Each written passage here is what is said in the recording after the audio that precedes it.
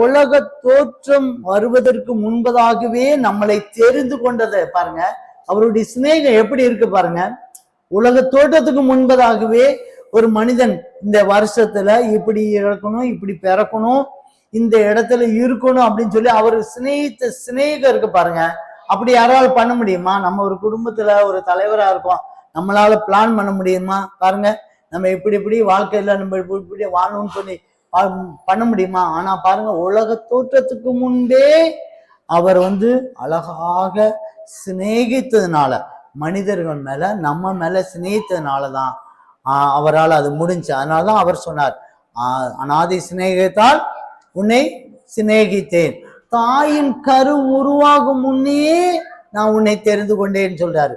பாருங்க, தாயின் கரு உருவாக்கும் முன்னே, அந்த எலும்புகள் உருவாக்கும் முன்னே நான் உன்னை தெரிந்து கொண்டேன் அப்படிங்கிறாரு. அப்ப அவருடைய சிநேகத்தை பாருங்களேன், அவருடைய சிநேகம் பெரியது.